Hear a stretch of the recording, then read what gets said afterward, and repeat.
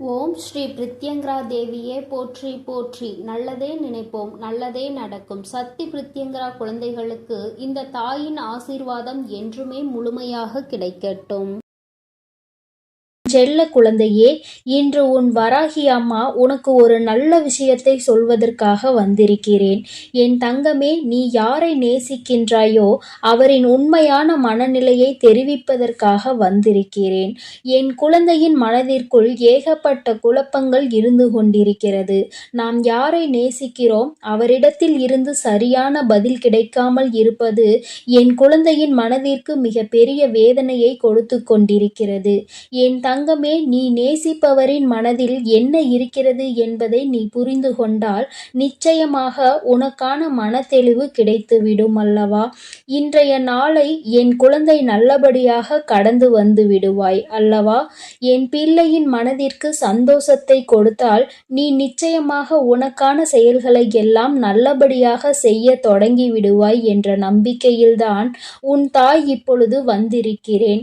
ஒரு மூலையில் ஒரு விஷயத்தை பற்றி மட்டுமே நினைத்து முடங்கி கிடக்கின்ற என்னுடைய பிள்ளை இனிமேல் அப்படி இருக்கக்கூடாது என்பதற்காகத்தான் அம்மா உன்னிடத்தில் இதனை தெரிவிக்க வந்திருக்கிறேன். என் தங்கமே, உன் மனதில் இருக்கின்ற எண்ணங்கள் நீ யாரை நேசிக்கின்றாயோ அவரை பற்றி உன்னிடமே சுற்றி சுற்றி வந்து கொண்டிருக்கிறது. ஒரு நிமிடம் உன்னிடத்தில் பேசவில்லை என்றால் கூட உன் மனது அதிகமாக வேதனைப்படும். ஆனால் இப்பொழுதெல்லாம் பல நாட்களாக பேசாமல் இருந்து கொண்டிருப்பது உனக்கு மேலும் மேலும் பல வேதனைகளை இப்பொழுது கொடுத்து கொண்டே இருக்கிறது.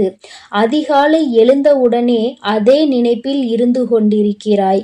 எப்பொழுது பேசுவார்கள் என்ற எண்ணம் மட்டுமே உனக்குள் இருந்து கொண்டிருக்கிறது. நமக்கு மட்டும் ஏன் இப்படியெல்லாம் நடக்கிறது? நாம் மட்டும் ஏன் இப்படி சந்தோஷமே இல்லாமல் இருந்து கொண்டிருக்கிறோம் என என் குழந்தை மனதில் ஏற்பட்ட பல காயங்களுக்கு நிச்சயமாக இன்று உன் வராகி அம்மாவின் பதில் உனக்கு நல்ல தீர்வு கிடைக்கப் போகிறது என்ற நம்பிக்கையில்தான் உன்னை காண நான் வந்திருக்கிறேன். என் தங்கமே, உனக்கு யார் அதிகமாக பிடிக்கின்றதோ அவர்களின் மனதில் என்ன இருக்கிறது என்பதை நான் உனக்கு தெளிவாக சொல்கிறேன். என் பிள்ளையே, நீ அதனை தெளிவாக உன்னுடைய மனதிற்குள் பதிய வைத்துக்கொள். என் குழந்தை அவர் மனதளவில் சில மாற்றங்களை கொண்டிருக்கிறார். என் பிள்ளை அதை உணர்ந்தால்தான் ஆரம்ப கட்டத்தில் நாம் இல்லை என்றால் வாழ்க்கையே இல்லை என்று சொன்ன உதடுகள் இப்பொழுது நீ இல்லாமல் போனால்தான் நான் சந்தோஷமாக இருப்பேன் என்று சொல்கிறது என என் குழந்தைக்கு அது மிக பெரிய வேதனையை ஏற்படுத்தி தந்திருக்கிறது. என் தங்கமே, நீ ஒன்றை மட்டும் புரிந்துகொள். அவர்கள் மனதில் இருக்கின்ற எண்ணங்கள் என்னவென்று தெரிந்து கொண்டால் நீ இது போன்று ஒருபோதும் சிந்திக்க மாட்டாய். என் தங்கமே, அவர்கள் மாறிவிட்டார்கள் என்று நீ நினைக்கின்ற நேரத்தில் ஒன்றை புரிந்துகொள். சில சந்தர்ப்பங்களும் சூழ்நிலைகளும் வாழ்க்கையில் ஏற்பட்ட அடிகளும் வேதனைகளும் அவர்களை இப்பொழுது மாற்றி இருக்கின்றது. தானாக எந்த மாற்றங்களும் நடக்கவில்லை. மாறியிருக்கின்றார்கள் என்று நீ சொல்வது உண்மைதான். அதை ஒருபோதும் உன் அம்மா நான் ஏற்க மறுக்கவில்லை. ஆனால் அவர்கள் பட்ட காயங்களும் வேதனைகளும் அத்தனை அதிகமாக இருக்கும் பொழுது யாராக இருந்தாலும் மாற்றங்கள் வரத்தான் செய்யும். அந்த மாற்றங்களை எதிர்கொள்ள நாம் தான் பழகிக்கொள்ள வேண்டும். என் தங்கமே, இந்த மாற்றங்கள் உனக்கு ஏற்றுக்கொள்ள முடியாததாக இருந்தாலும் இந்த மாற்றத்தினால் உனக்கு எந்த பாதிப்பும் இல்லை. உன்னுடைய அன்புக்கு எந்த பாதிப்பும் அங்கே நடக்கவில்லை.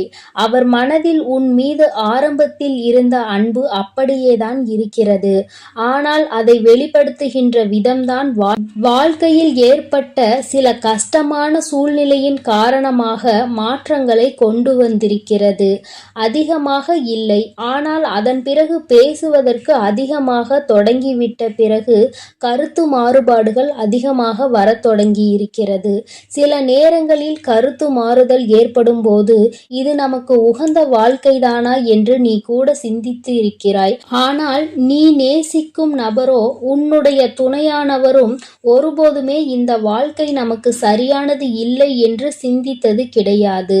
வார்த்தைகளை கோபத்தில் அதிகமாக விட்டாலும் எந்த ஒரு சூழ்நிலையிலும் நீ எனக்கு வேண்டாம் என்று அவர் ஒருபோதும் நினைத்தது இல்லை.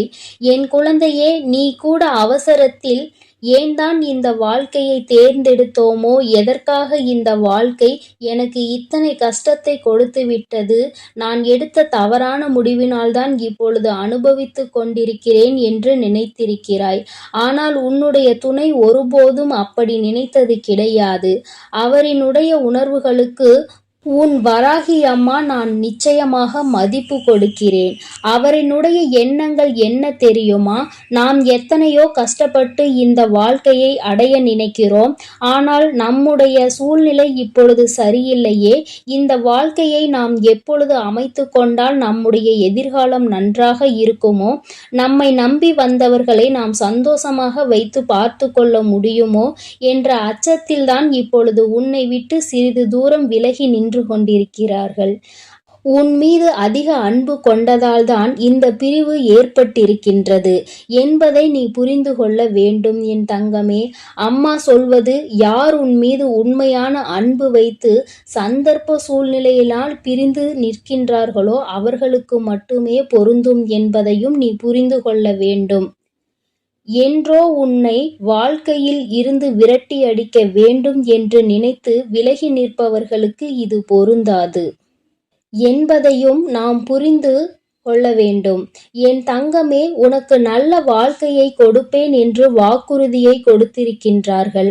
ஆனால் அதை காப்பாற்ற முடியாத சூழ்நிலை ஏற்பட்டு விடுமோ, வாழ்க்கை நமக்கு மேலும் மேலும் கஷ்டத்தை கொடுக்கின்றதே என்ற பயத்தில்தான் இப்பொழுது உன்னை விட்டு ஒதுங்கி நின்று கொண்டிருக்கிறார்களே தவிர அவர்களினுடைய அன்பில் எந்த ஒரு மாற்றமும் இல்லை.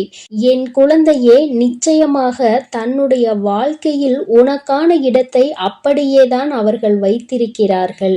உன்னிடத்தில் அதிகமாக பேச வேண்டும் என்று நிறைய விஷயங்களையும் தன் வாழ்க்கையில் நடக்கின்ற கஷ்டங்களையும் சேர்த்து வைத்து கொண்டு இருக்கிறார்கள். எப்பொழுது உன்னிடம் பேசக்கூடிய சூழ்நிலை வரும் என்று எதிர்பார்த்து காத்து கொண்டிருக்கின்றார்கள். அவர்களுக்கான நேரத்தை எதிர்நோக்கி நின்று கொண்டிருக்கிறார்கள். நம் வாழ்க்கை ஒரு நல்ல நிலையை அடைய வேண்டும், நம்மை நம்பி வந்தவர்களை ஒருபோதும் கைவிட மாட்டோம் என்கின்ற ஒரு நம்பிக்கையை கொடுத்த பிறகுதானே இந்த வாழ்க்கையை அமைத்து கொள்ள முடியும் என்று அவர்கள் நினைத்து கொண்டிருக்கிறார்கள் என் தங்கமே. இது ஒன்றுதான் இத்தனை பிரச்சனைகளுக்கும் காரணமே தவிர வேறு எந்த ஒரு விஷயங்களும் கிடையாது.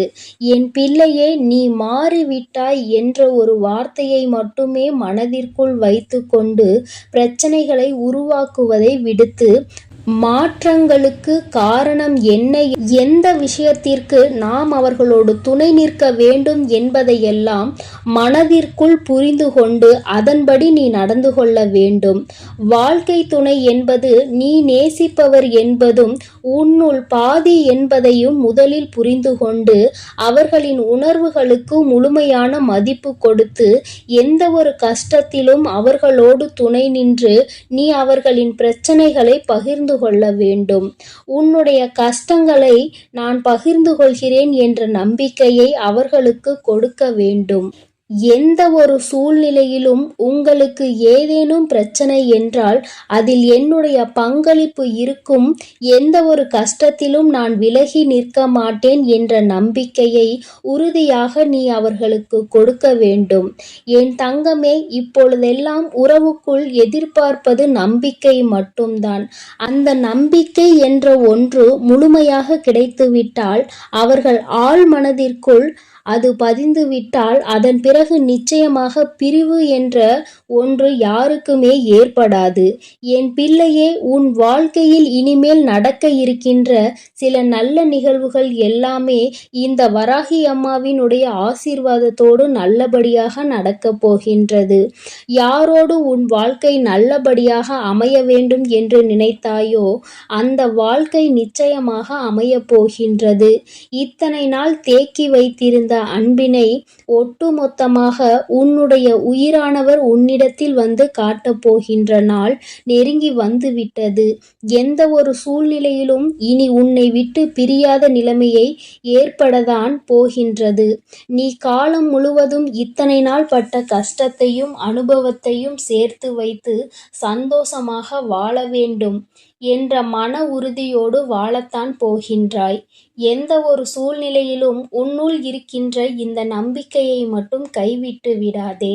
உயிரான உறவாக இருக்கும் பட்சத்தில் அது உன்னை விட்டு வேறு எங்கும் சென்று விடாது என்பதில் மட்டும் எப்பொழுதும் நீ கவனமாக இருந்துவிட்டால் போதும்.